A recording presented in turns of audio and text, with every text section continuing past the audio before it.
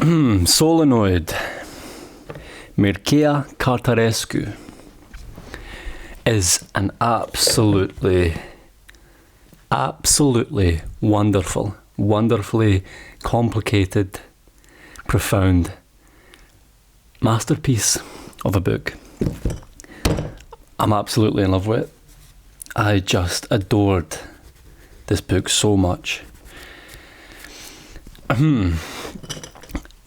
And my enjoyment of it is something that is made even more special to me by the manner of which I came across it. Which, to tell you briefly, so I was in Romania, which is where this book is set, although it's a translation into English. It was written originally in Romanian. I knew I had a big train ride ahead of me, 30 hours on the train.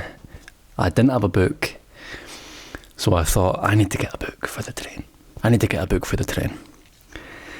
Walking down these Romanian streets, I notice a wee bookshop in a flat. So I go up into a tenement flat, enter a bookshop that is so densely packed I can't even see the walls. There's light coming from somewhere, although I can't really see any windows either. And as I'm walking around thinking, which one am I going to get? Which book am I going to get? There's a lot of interesting books here. Not many I recognise. As if pushed by a ghostly hand, this book, as I'm walking past, tumbled from the shelf. And my reactions were quick enough that my hands were out. It landed just like that, cover up, facing me. And I thought, what the fuck? It just fell out the sky. Where'd this one come from? I couldn't even see. So I thought, I love a wee moment like that. I've never heard of Solenoid before. I see it's got a long listed for the Booker Prize. I'll get it. Little did I know at the time that I was holding what might be the champion of my taste going forward in this literary life. I was reminded through the reading of this book of all the best reasons to enjoy literature. Of everything that I've ever enjoyed about literature. And not only were those feelings vindicated, but there was like a propulsion as well when I realised what literature could do, what literature can be. How's that for strong language? Okay, so to get into the themes and the content of the book a little bit,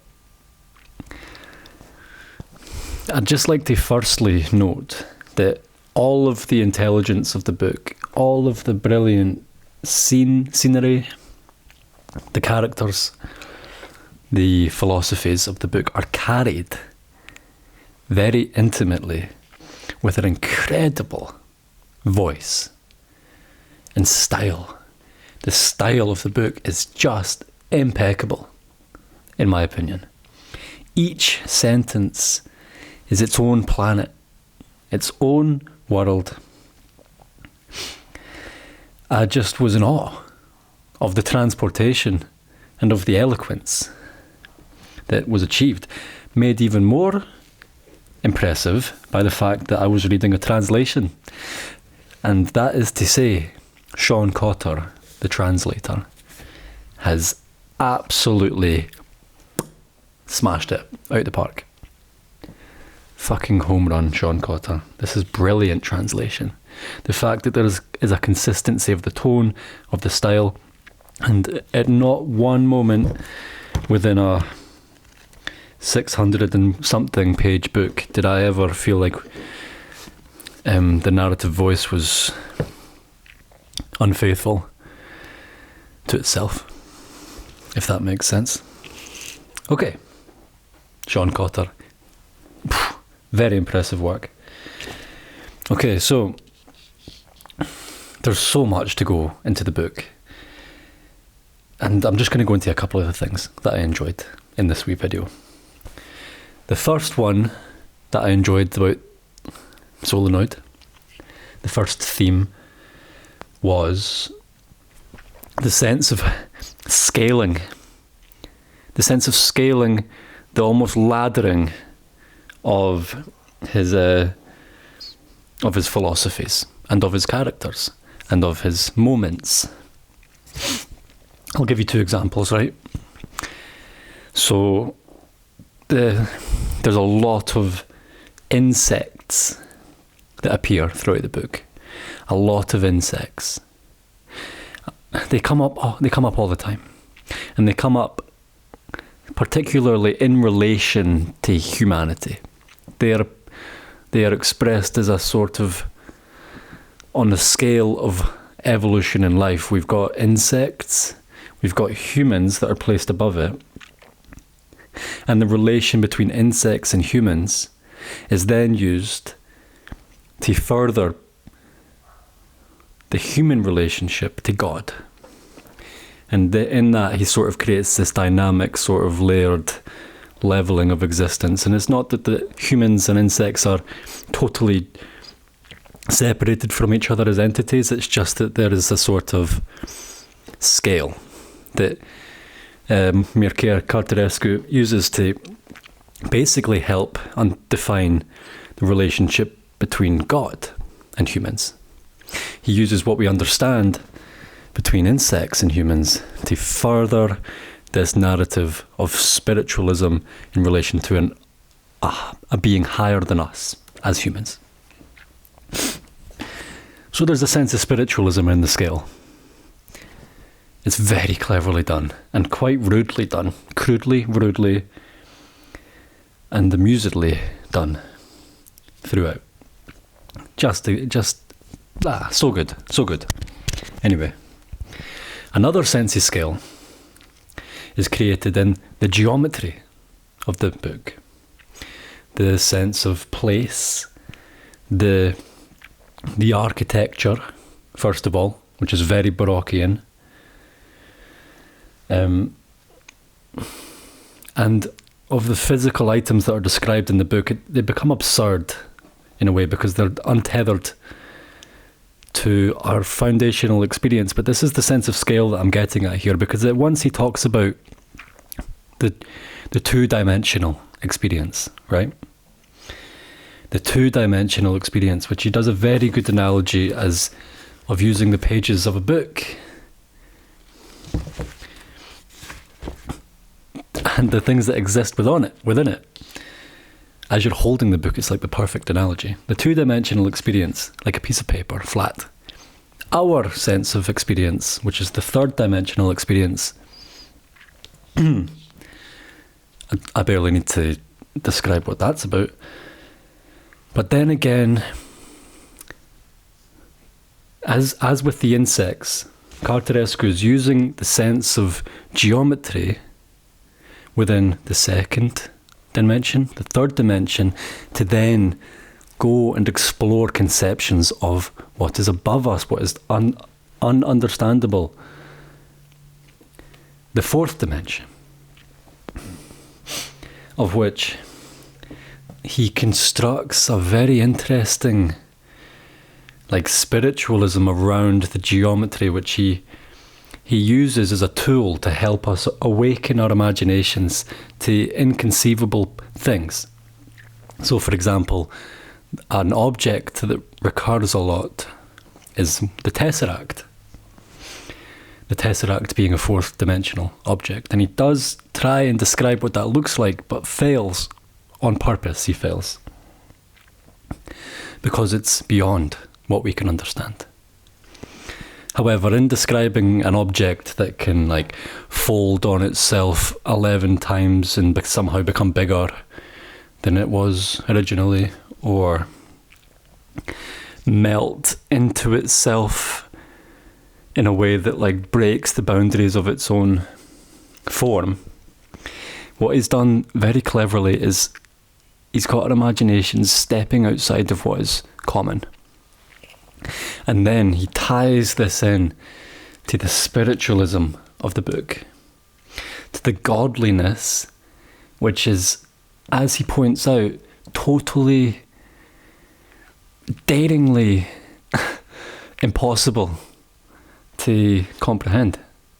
And that is our curse, is that we're able to understand the incomprehensible in the sense that we understand that we'll never achieve what it is that we want to understand. That there are some things beyond us. And in those playgrounds, that's where gods reside. And that's where meaning might reside. But because we can't comprehend God, and because we can't really comprehend meaning, we are trapped. We're trapped. And we are in essentially a meaningless place, a godless place. But it's not one that we can't enjoy the absurdity, because within that meaningless, within that godliness, lessness, comes playfulness and absurdity. And everything becomes super fucking weird and absurd. And things don't make sense, but they're not meant to make sense. And in that space, the absurdity becomes profound. Because of this scaling hierarchy, almost hierarchy systems that Cărtărescu has outlined, the whole book takes on this very profound feeling. Very profound feeling. I dare say that it's not just because of the essential spiritualism of the book, but I was reading Solenoid in my head thinking, I wonder if this is how people read religious texts that they believe in. Is this how Christians read the Bible? Is this how Muslims read the Quran? You know, I really fucking like this book. Because it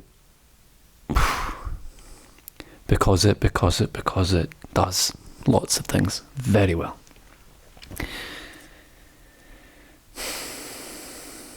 It's just before I go, I'll mention one last thing. I might be given the impression that this book is quite light, perhaps, or conceptual, and that there's not much like down-to-earthness about it, but that's not true. The book is incredibly visceral, incredibly sensory. There's a lot of bodily horror happening. It's very dark and gross and haunting, but it remains. How he's done this is unbelievable, but it remains the story of a Romanian high school teacher. In its core, there is a sense of character, which is at the very bottom of this beautiful barrel of literature. Okay. 6 out of 5 solenoids. 6 out of 5 magnets. Highly recommend, of course.